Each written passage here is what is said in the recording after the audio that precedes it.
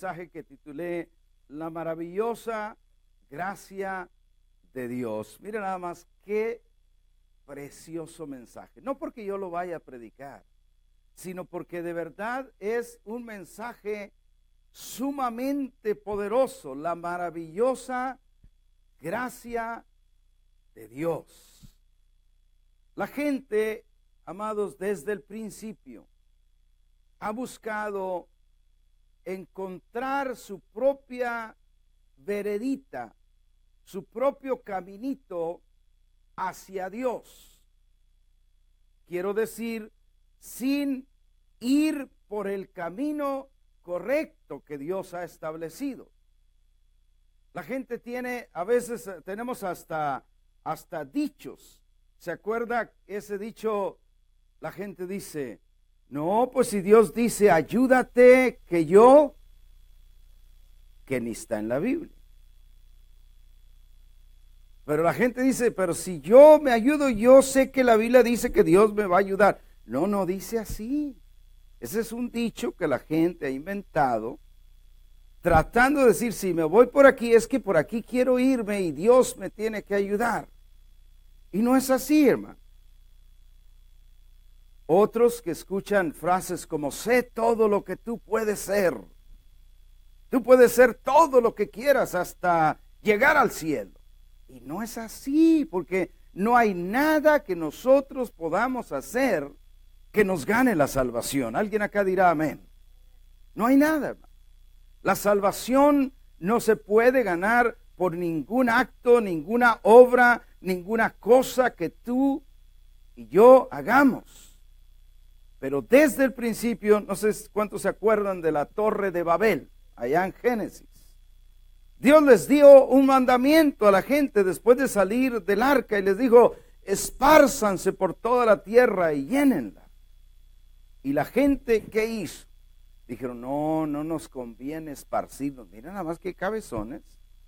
O sea, Dios diciendo una cosa y la gente, no, mejor vamos a hacernos una torre bien alta que llegue hasta el cielo.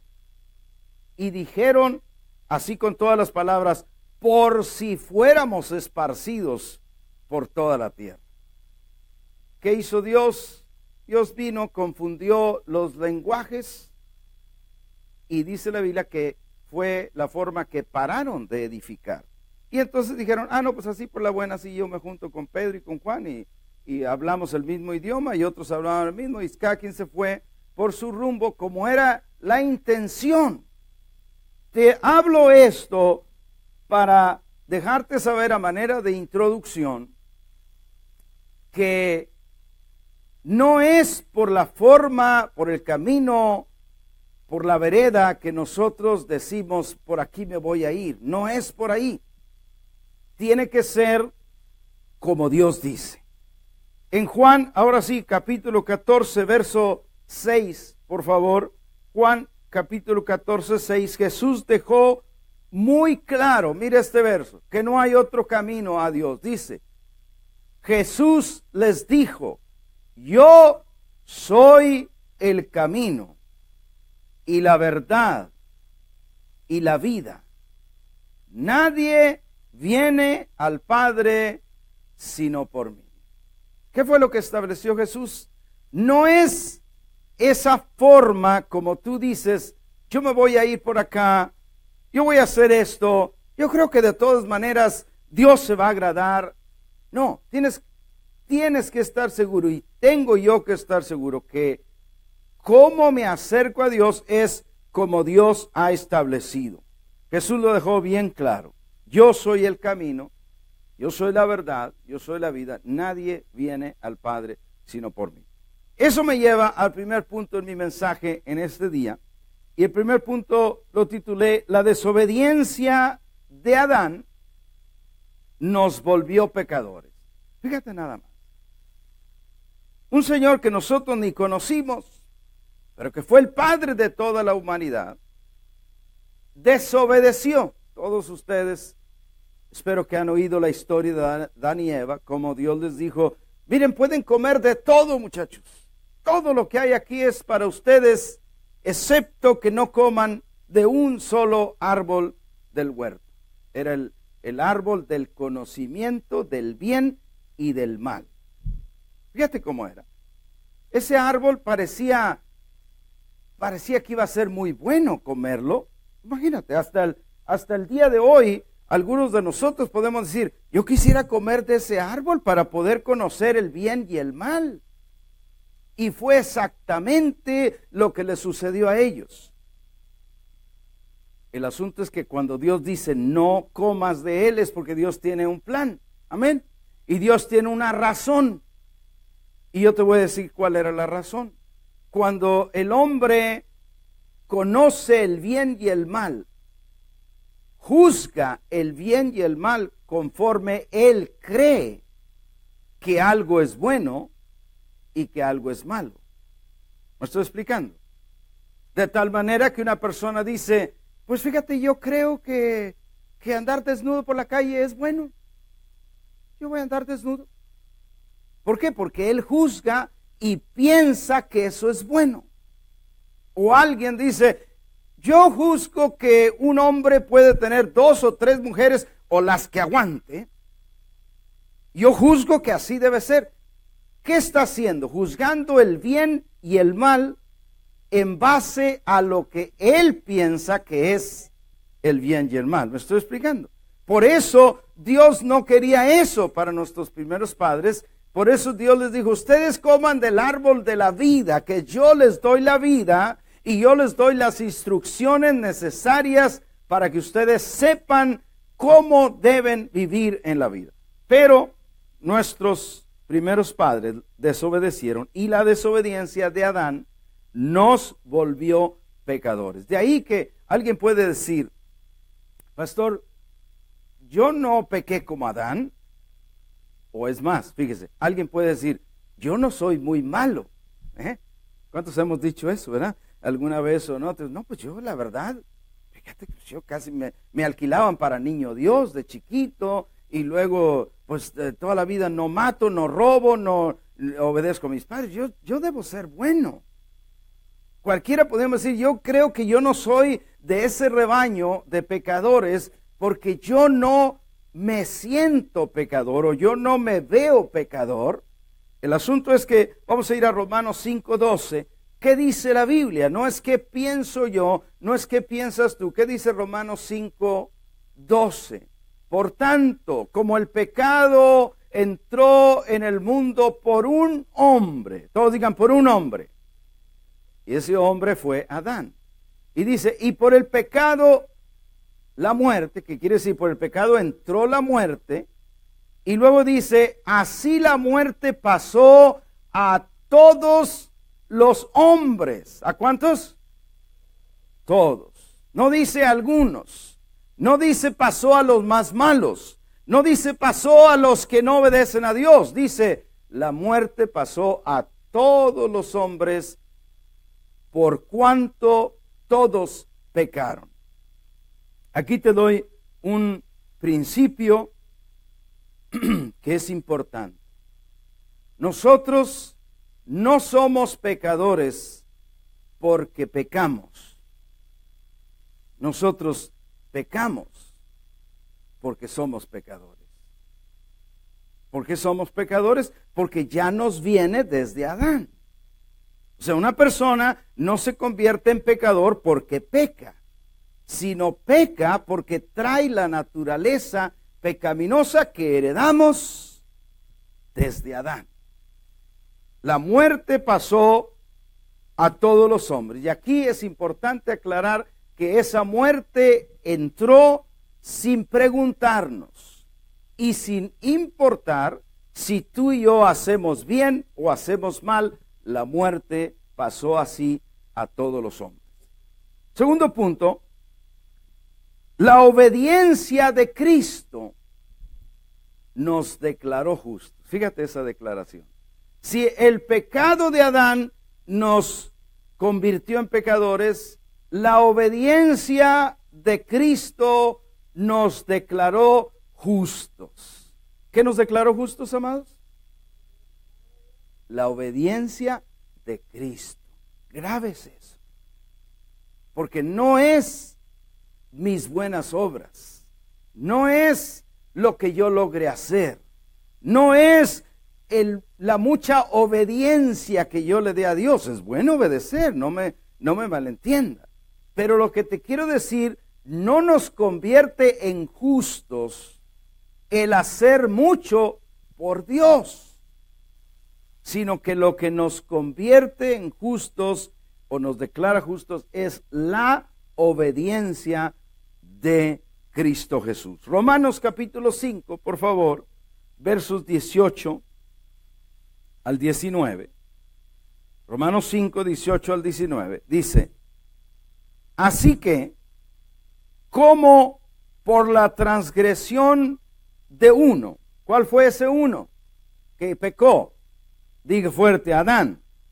Así que, como por la transgresión de uno vino la condenación a todos los hombres, de la misma manera, por la justicia de uno vino a todos los hombres la justificación de vida.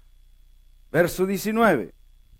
Porque así como por la desobediencia de un hombre, los muchos fueron constituidos pecadores, así también, esto es la clave aquí en este mensaje, así también por la obediencia de uno, los muchos serán constituidos justos.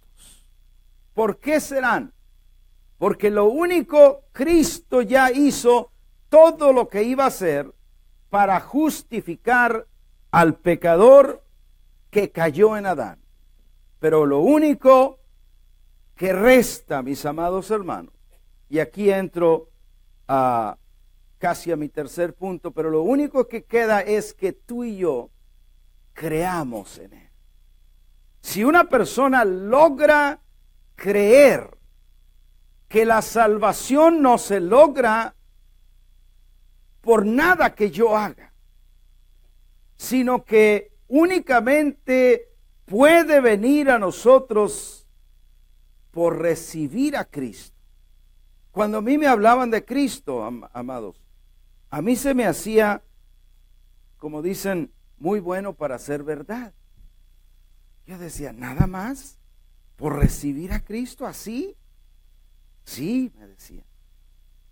Pero sin yo tener que hacer nada, no tienes que hacer nada.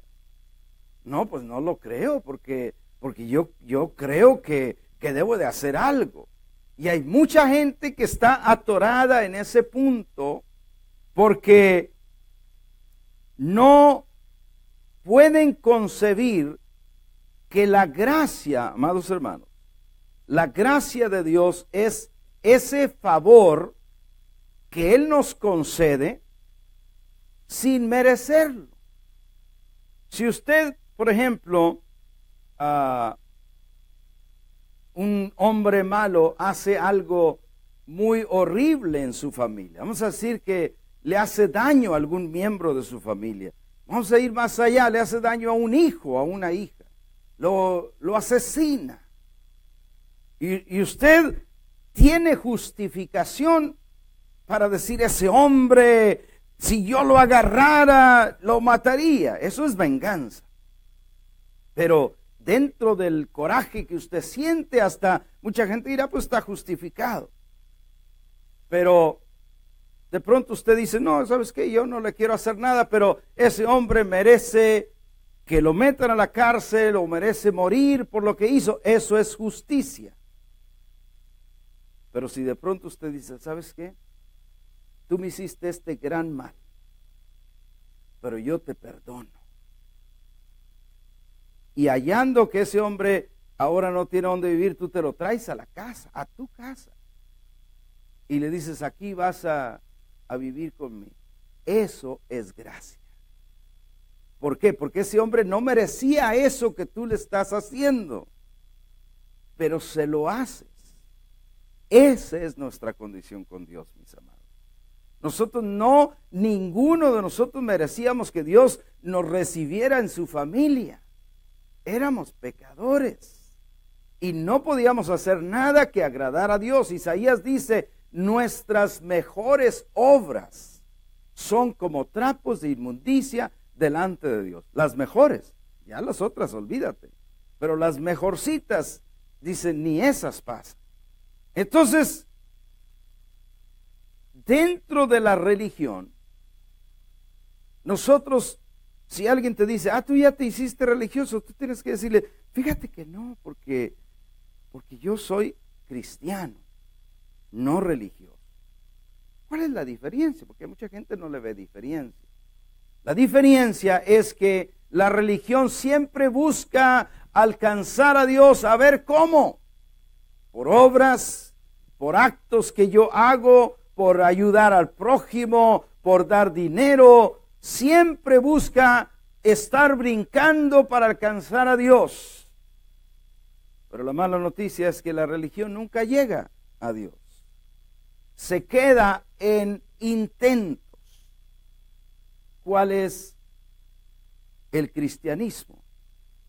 Al opuesto de la religión, el cristianismo, Dios nos alcanza a nosotros. Como nosotros no podemos alcanzar a Dios, Dios baja a nosotros en la forma de un bebé. Y habiendo nacido como bebé, crece como uno de nosotros. ¿Qué hacía Dios? Dios viene a nosotros, amado hermano. Y Dios viene a nosotros para podernos llevar a Él. Pero no en nuestro esfuerzo, sino en la obediencia de uno, en la obediencia de Cristo. Termino con mi tercer punto en esta mañana. La fe en Cristo nos otorga su gracia. ¿Lo puede decir conmigo? La fe en Cristo nos otorga su gracia. Allí,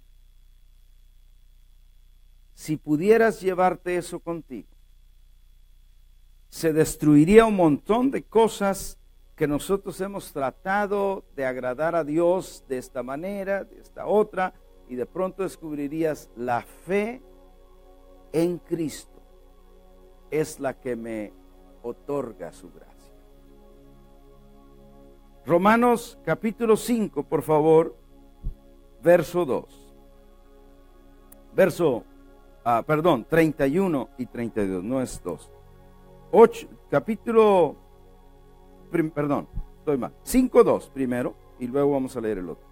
Capítulo 5, verso 2 dice, por quien también tenemos entrada por la fe a esta gracia, en la cual estamos firmes y nos gloriamos en la esperanza de la gloria de Dios. Fíjate lo que ese verso dice, por quien también tenemos entrada. Pero ¿cómo tenemos entrada? Por la fe. No es por las obras, no es por lo que yo haga, no es por lo que yo me esfuerce, es por la fe. Por la fe puedo entrar a la gracia de Dios. Y dice que en esta gracia, en la gracia de Dios, estamos firmes. Firmes quiere decir que no caemos. Firmes quiere decir que no desmayamos. Firmes quiere decir que nada nos vence. Pero nada nos vence porque el que nos sostiene no somos nosotros mismos, sino es Cristo. ¿Alguien puede decir gloria a Dios? La fe, mis amados hermanos, la fe en Jesús, si tú logras creer en Jesús como el único que te puede dar la gracia de Dios, tu vida va a cambiar.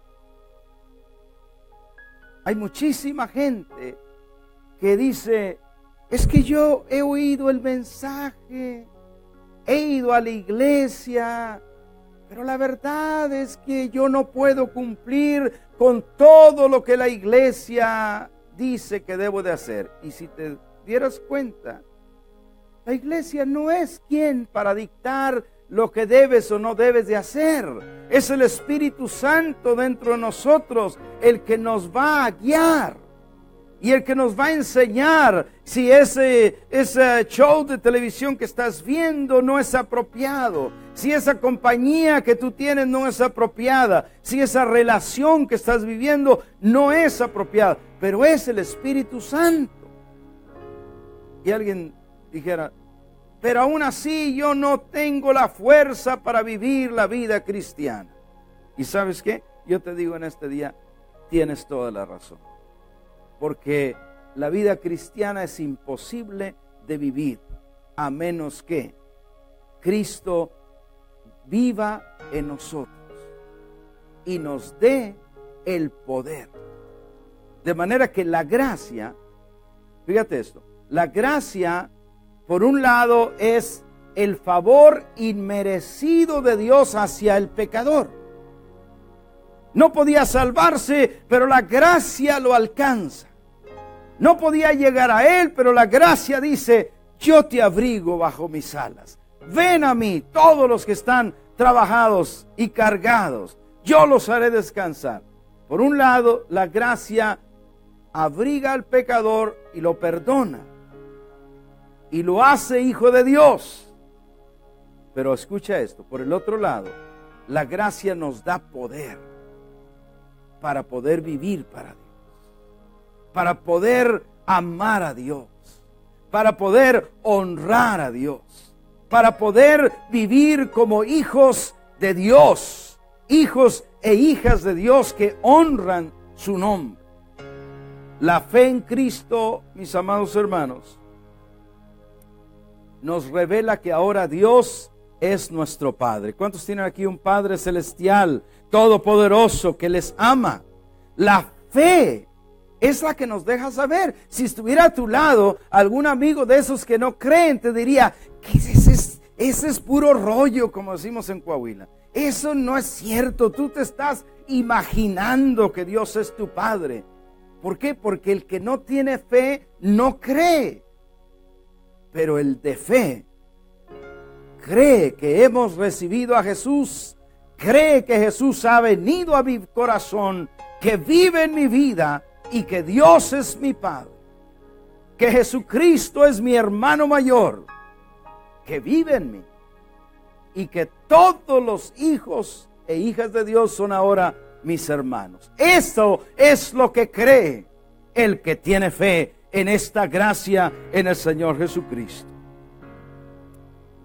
Quiero concluir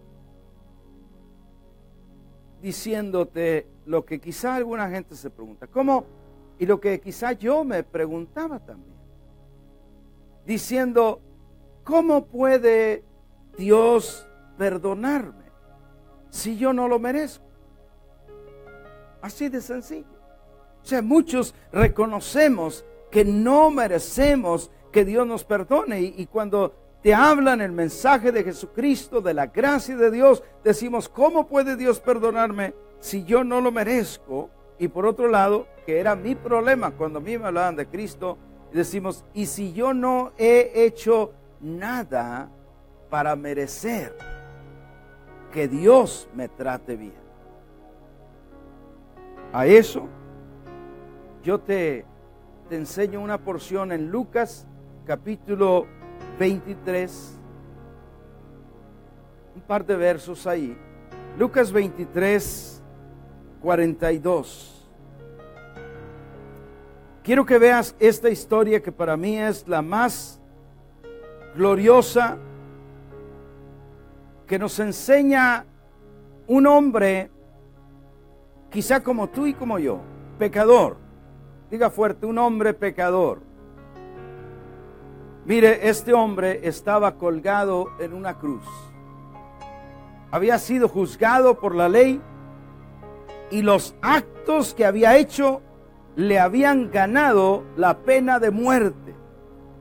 Y de esa muerte horrible, crucificado en la cruz a la vista de todos como espectáculo. Jesucristo fue condenado a esa misma muerte sin haber hecho nada. Porque Pilatos mismo dijo, yo no encuentro en este hombre nada digno de muerte. Pero nosotros sabemos que la muerte de Jesús así tenía que ser. Pero hoy yo quiero llamarte la atención a los ladrones que estaban a su lado, que sí eran pecadores, que sí eran culpables, que toda la vida habían sido pecadores. Sin embargo, uno de ellos, el otro no, pero uno, verso 42 dice, y dijo a Jesús, el ladrón que había sido pecador toda su vida, que nunca había ido a la iglesia, que nunca había dado una ofrenda, que nunca había dado un diezmo, que nunca había ayudado a su prójimo antes le había hecho mal, que nunca había hecho una oración, que nunca había hecho nada de lo que los hijos de Dios hacen. Estaba en la cruz y es más, que no podía ya hacer nada. Pero estando clavado con el dolor de la crucifixión, como puede, porque yo entiendo que estando clavado te estás sofocando. Esa era la muerte por asfixia, donde tus pulmones están sufriendo el peso de tu cuerpo. Como puede, dice a Jesús, verso 42, acuérdate de mí cuando vengas en tu reino. ¿Oyeron eso? El hombre que era pecador toda su vida y que ya no podía hacer nada. O sea, él podía decir, si pudiera yo mejorar algo, ahorita lo mejoraba. Si pudiera arreglar algo, ahorita lo arreglaba. Pero estaba clavado. Y en unos minutos iba a morir. Pero lo que hace, pone su fe en Jesús, que estaba allí. Y le dice, acuérdate de mí cuando vengas en tu reino. Verso 43, entonces Jesús le dijo, de cierto te digo que hoy estarás conmigo en el paraíso. Fíjate nada más. Eso responde la pregunta de cualquier persona que dijera, ¿podrá Dios perdonarme a mí aunque yo haya sido malo toda la vida? Y yo te contestaría con esta historia y te diría, mira a ese hombre, había sido malo toda la vida. No había podido hacer un acto bueno en su vida, pero en el último suspiro de su vida ve a Jesús con fe y le dice, Señor, yo creo que tú eres el Hijo de Dios, acuérdate de mí cuando vengas en tu reino. Y eso, amado hermano, le ganó la salvación. Así somos nosotros también, hermano. ¿Cuántos alaban a Dios en esta mañana? Termino en Romanos capítulo 8, 2 versos que vamos a leer ahí. 8, versos 31 y 32.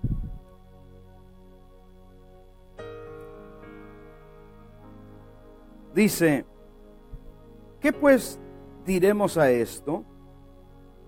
Si Dios es por nosotros, ¿quién contra nosotros? Diga fuerte, ¿quién contra nosotros?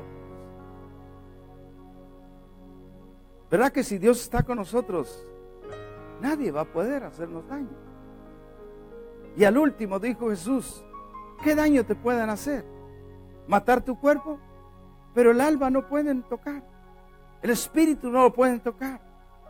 O sea que estamos en Dios y estamos seguros en Él. ¿Qué pues diremos? Si Dios es por nosotros, ¿quién contra nosotros? Y luego escucha el verso 32 porque eso es como para que en este día tú decidas nunca, pero nunca, nunca, nunca alejarte de Dios por ningún motivo. Dice, verso 32. El que no escatimó ni a su propio Hijo, sino que lo entregó por todos nosotros, fíjate esto, ¿cómo no nos dará también con Él todas las cosas? ¿Qué son todas las cosas? Todas las cosas. Todo lo que tú y yo podamos necesitar en la vida, lo tiene nuestro Padre. Y cuando venimos a Jesús, Él dice, busquen primero el reino de Dios y su justicia, y luego todas estas cosas van a venir por añadidura. Pero desgraciadamente, ¿qué es lo que hace mucha gente, amados? Busca las cosas, esas que debieran de venir por añadidura, busca primero esas cosas. Y dice, y si me queda tiempo, se lo doy a Dios. Pero no es así. Él dice que si venimos a Él, le damos nuestra vida, le entregamos todo lo que somos y confiamos que siendo pecadores Él nos perdona, Él dice, ¿cómo no nos va a dar todas las demás cosas? Yo te digo en este día, vale la pena vivir para Dios, amado hermano. Vale la pena entregarle nuestra vida a Jesús. Quiero despedir a la gente que ve el mensaje y a ti también, donde estás. Yo te dejo saber que a ti también te amo. No importa cuán bajo hayas caído en el pecado, pon tu fe en Jesús, porque Él te ama y quiere restaurar. Dios te bendiga.